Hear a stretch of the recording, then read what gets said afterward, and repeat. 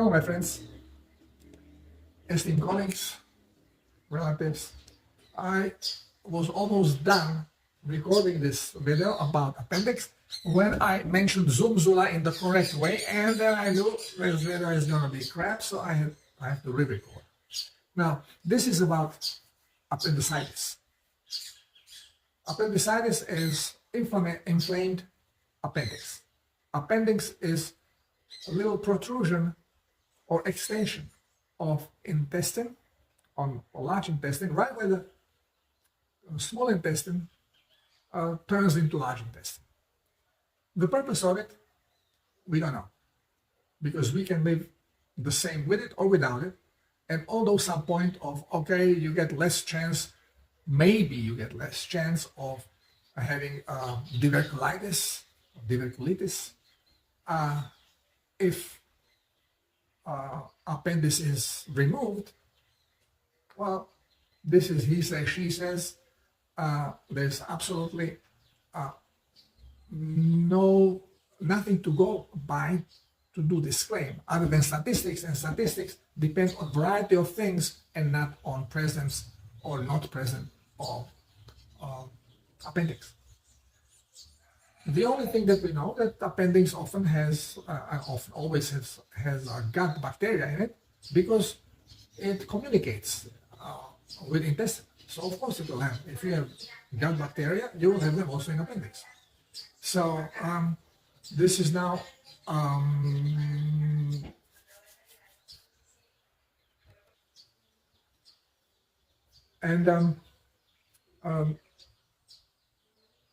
since it is part of the intestine, it is going to have same bacteria that you have in the intestine. So now they say, no, well, most likely it has a reserve there. So in a case, antibiotic or whatever kills or damages the gut flora in your intestine, now from appendix, new bacteria will come out to repopulate faster.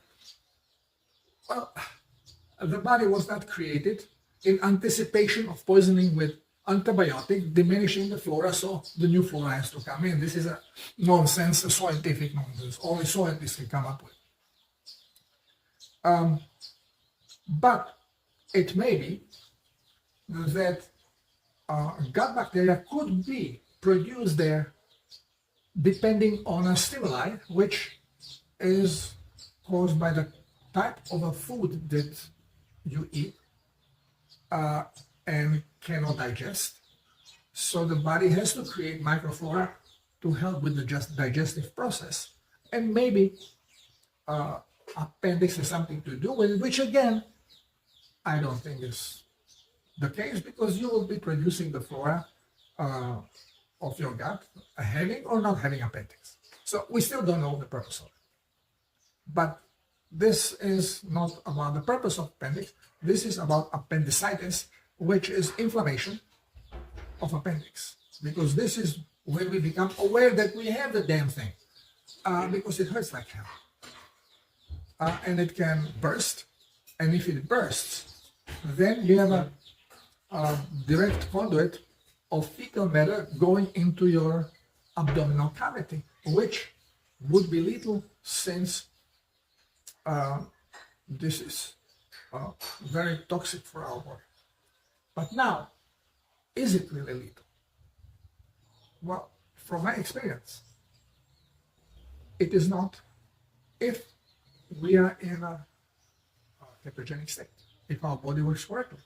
Because, as we know, when we are in ketogenic state, we produce GC-MET, which labels toxin, labels protein, foreign protein, and this way your immune system, your macrophage, your white blood cells can dispose of it. Your garbage system can take care of it. Well, to back this story with what has happened to my friend, he was eating predominantly meat. I don't know if he was strict carnivore, but he started drinking also plasma and turned more into carnivore. And maybe a few months later, he got appendicitis. Now, what causes this appendicitis? Surgeons found out that in most cases, there is some hardened fecal matter that is blocking the passage. So then you don't have a proper circulation. You may have a wrapping happening in the side of appendix, causing inflammation and problem. Appendix can also burst if it's inflamed, and this is then higher problem, and that happens, there is a fever, because this is, you are going into sepsis. It is dangerous part, and you can die from it. But what happened to my friend is that he called me late at night, if I can come maybe and take him to doctor. So I said, what happened? Oh, then he had a problem for several days with pain in the stomach, and tonight is really, really bad. So I asked him a few questions, because going to him, not that it would be only an hour and a half time going there and then getting his car, getting him out of there, and then going back and getting my bike and going, it's whole night. But problem is that where he lives, it is at least 20 minutes of extremely, extremely bad road. Steep downhill, crevice, it's a dirt road, water runs through, you have a big ditches with a lot of loose rock around it, and nowhere to go around because you have then trees everywhere. It's problematic during the daytime. My wife doesn't want to be behind me on the bike when we go there. She rather walks, and it's quite a bit of walk, and I take a bike by myself. So I rather ask if I can help him. And he said that he had low fever already for a couple of days. So from everything he explained, I said, look, to me it looks like you have appendicitis. I'm surprised that you don't have high fever, but it means that it's most likely just inflammation. So please try yourself. Go to the doctor. Because for me to go there would be, if you can't, I'll do it. So I didn't hear from him after that, and next morning he called me and told me what happened. And the same as I was confused, same was his doctor confused, because what he described was a problem with appendix, maybe even burst appendix, but fever was low, it was not high fever. So they had to do exploratory surgery. And yes, it was appendix that burst, and not only that it burst, but it was not fresh stuff. It was already a couple of days old, and it was encapsulating already the fecal matter that went out from appendix. So healing process already started. Now, this is what body always does. Within the cells, if you have a garbage that you are not eliminating because your cell is dehydrated and does not want to waste plasma to take out the waste, it is going to form a protein bags and bag it. Now doctors call it zunzulas. Well, you can call it whatever you want, but it's not that type of zunzula as we are being schooled on in a school. It is zunzula that old Greeks called. It's just toxic cellular discharge. Well, body bags it up, so it doesn't do harm within the cell until it has a chance to take it out.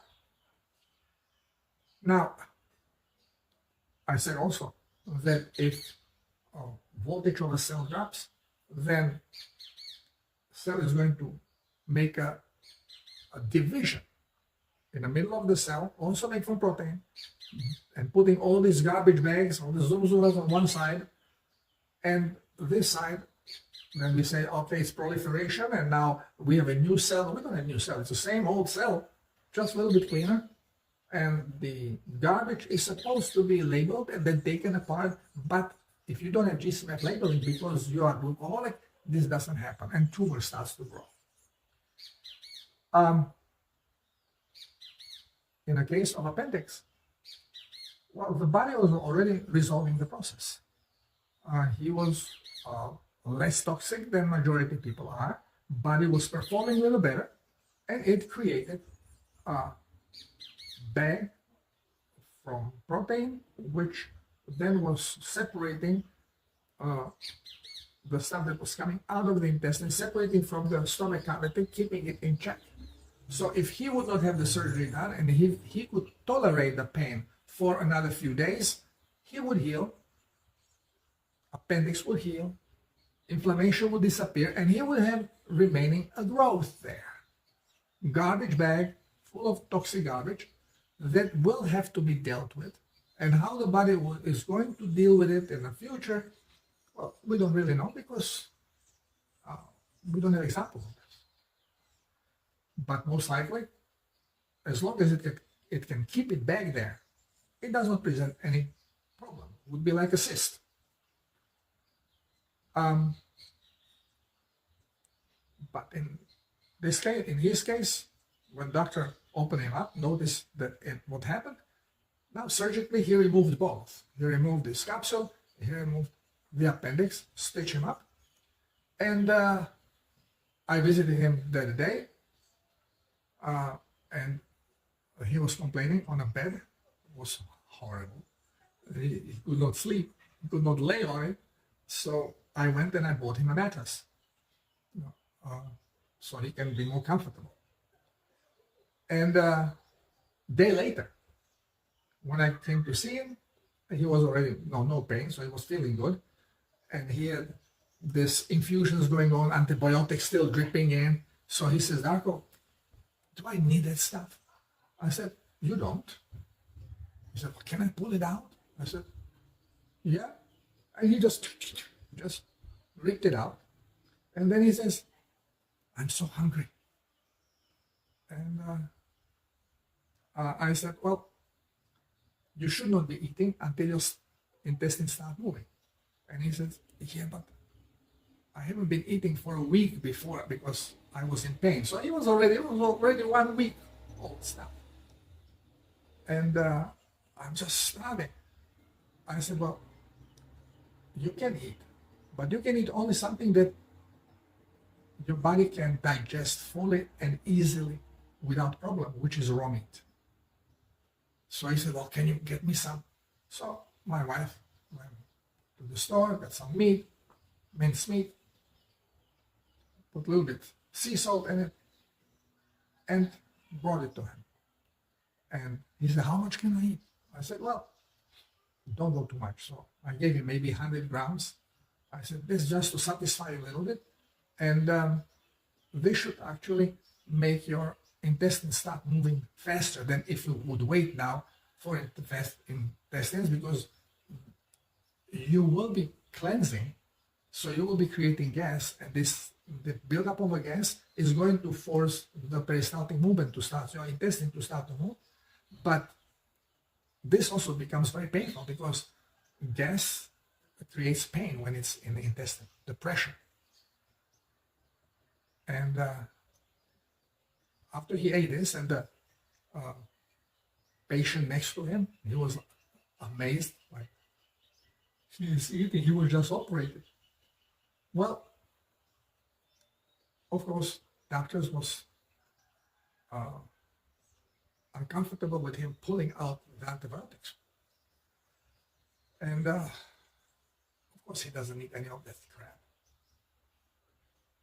And then when he heard about the food, he was like, "Oh, what's going to happen?" Well, nothing happened. Actually, within a couple hours after he ate, his intestines started moving. There was no gas buildup, so there was no discomfort.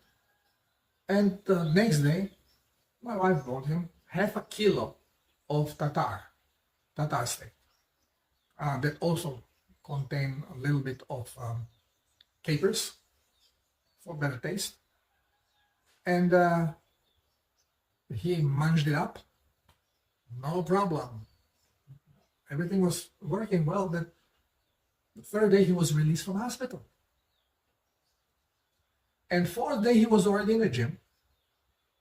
He said, "Can I lift weights?" I said, "Oh, be careful, because you're on too much pressure on the stomach." Although this doesn't create pressure on intestine to rip it up, but he had a surgery, he had a stitches. So I don't want him to rip stitches. So I said, okay, I know he's crazy, he's not going to listen anyway. So just be careful with it. Don't put too much pressure. You don't want to tighten the muscles too much. Because, and of course he broke 2 stitches. So we put tape on it. And within a week he was running around like crazy, no problem. So everything we are being told as doctors when we are studying medicine is basically lie. We base everything on faulty samples.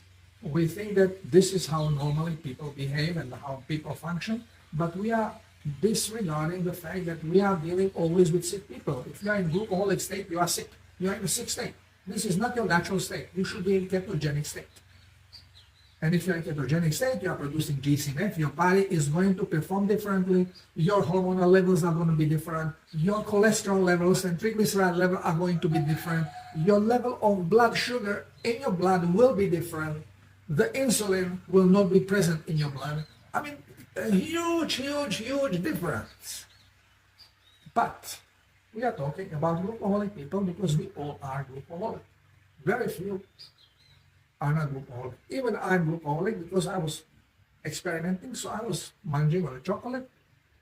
Chocolate always had some sweetener in it, even though mostly it was sugarcane syrup or honey, but still.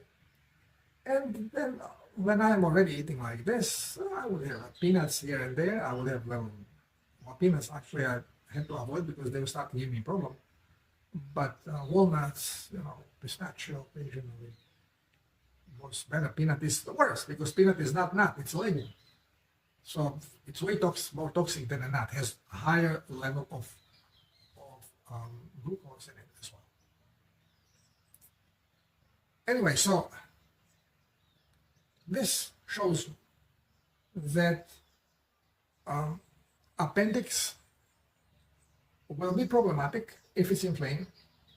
It will most likely be inflamed, or you get in the danger of having problem with the appendix if you have digestive problems. Now, he did not have digestive problems, but what he did just before this happened, he was also producing coconut oil, and he spilled some on the floor, and he scooped it from the floor and drank it. And he walks everywhere with the shoes. He goes in, he walks around. Now he sweeps it and eats it.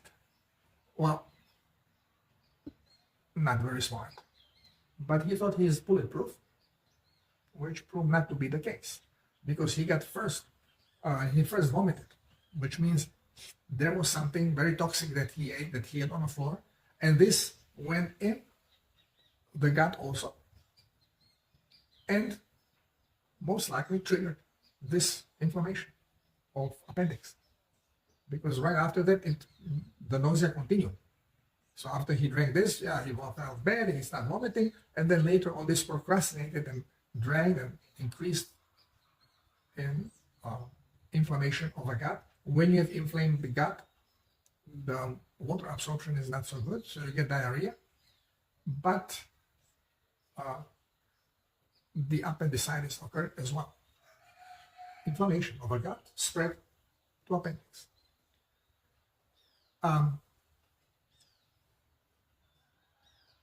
How we can prevent appendicitis? Well, eat correctly and don't be stupid. And hydrate. I never had it, my appendix. Although very often I would worry when I did single-handed navigation, long distance, being far offshore. I wondered, what happens if I have a problem with appendix? Can I get to hospital? I would hate to cut myself and do the surgery floating. So it was sometimes on the back of my mind, which is terrible because this is how you can manifest. Of course, I'm no longer afraid of any of that stuff. We should be careful what we eat. And we should eat contrary to what everybody knows we should eat. Okay, so what everybody knows, it's always garbage. Because we are misled and we try to make sense of nonsense. It's impossible. 2 bad ones doesn't make good one, and 10 and 20 bad ones still doesn't make good one, although you start believing that it is good. You repeat lies enough times and they become truth. This is why all the school books of medicine are claimed to be truthful, where there is absolutely no truth in them. So, when you eat correctly and you hydrate, most likely you're not going to have any problem with appendix. Now, appendix usually is on the right side, down by the belly button, maybe a little bit lower. We just lost electricity again. Common here in the jungle area. So, if you eat correctly, you hydrate correctly, you're not going to have problems. When you're glucoholic, the more problem you have with your gut, the more likely you are going to end up with appendicitis or appendicitis.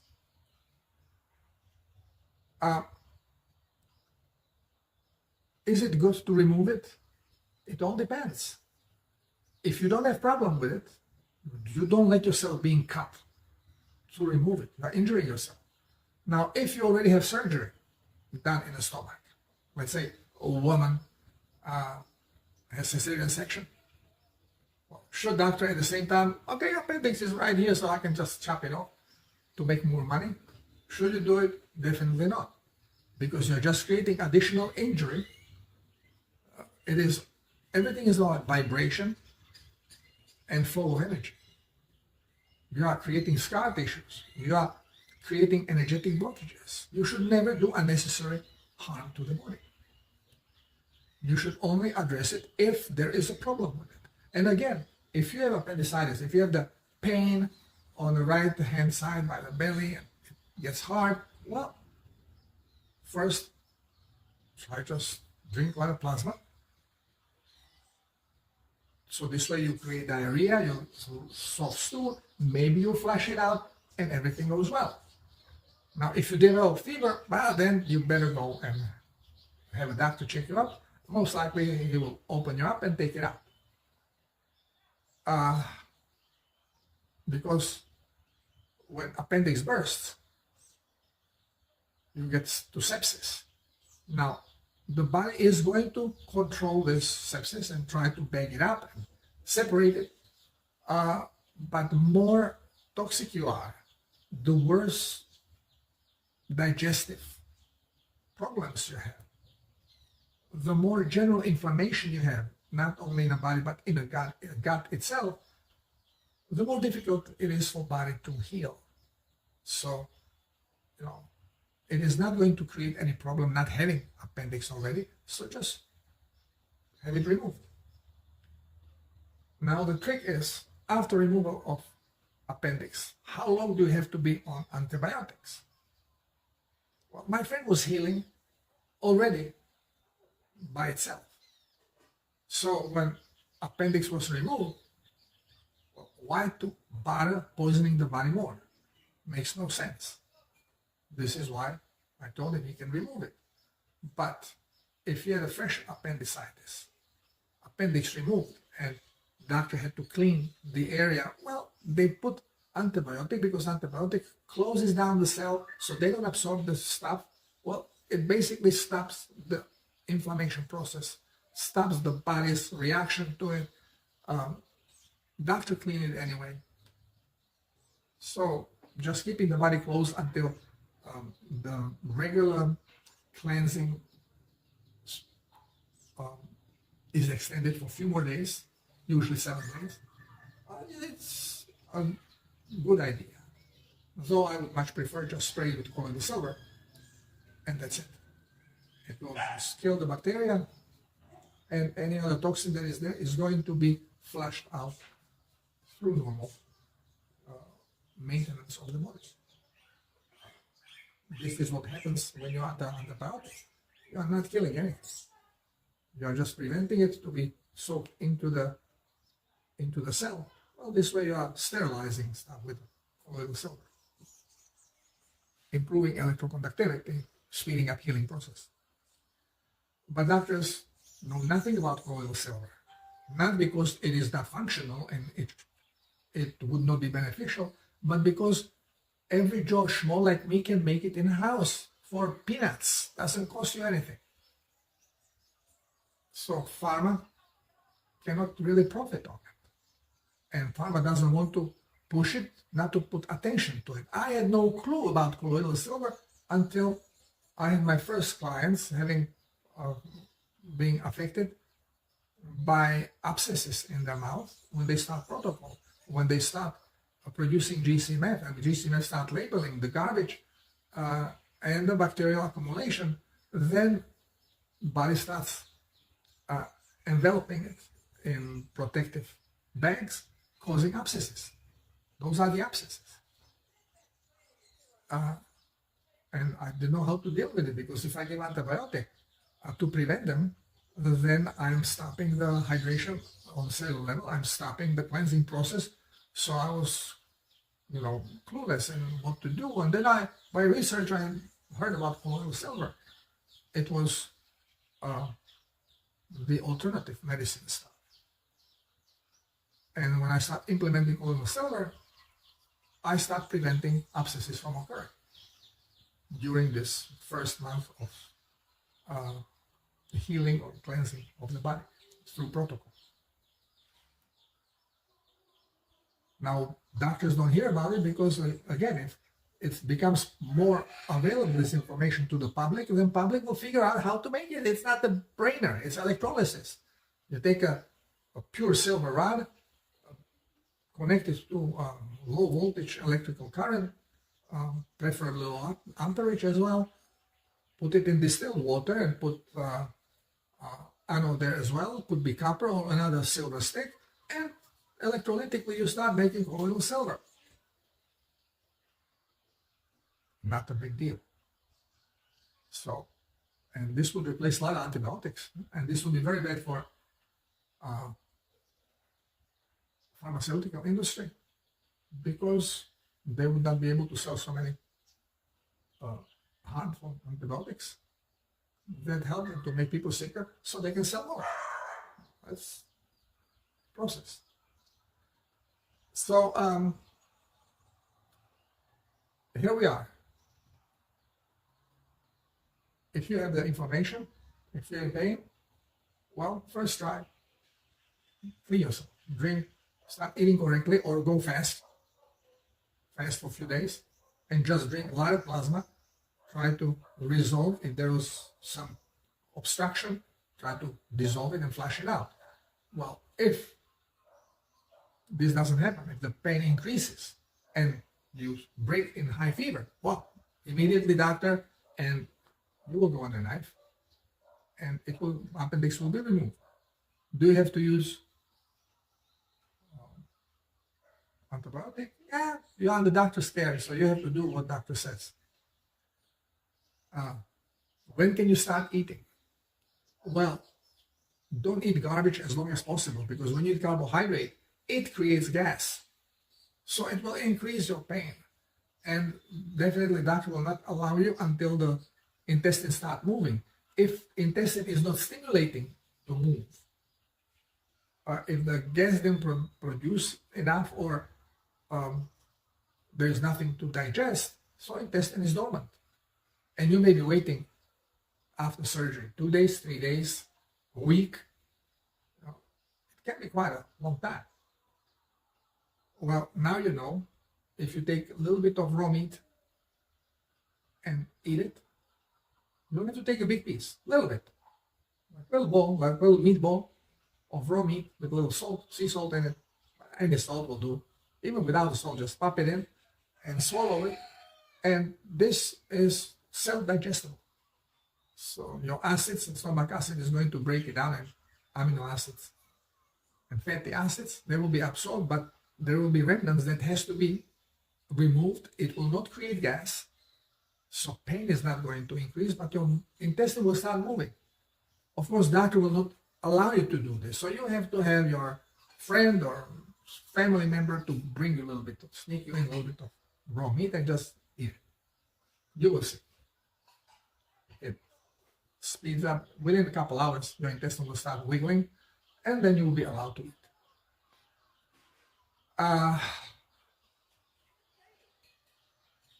There is nothing much that can be added to this.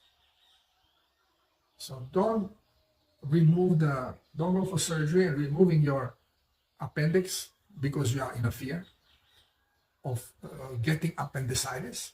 Don't remove it because you already have a procedure done, so why not cut this off as a sidekick?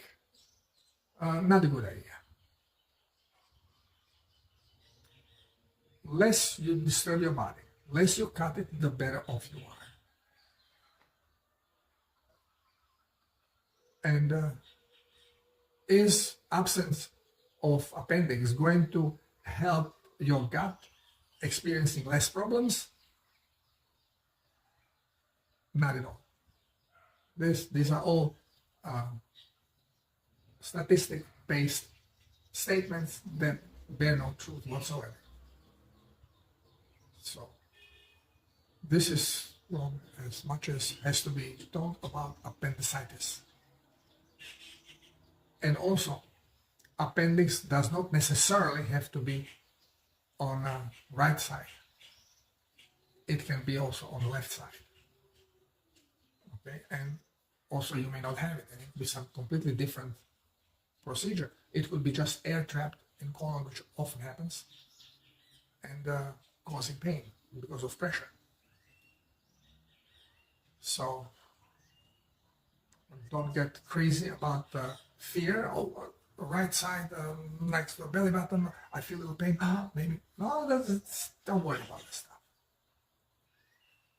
Okay, thank you for being here. Thank you for listening.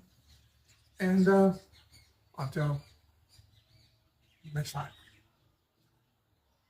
God bless us all and namaste.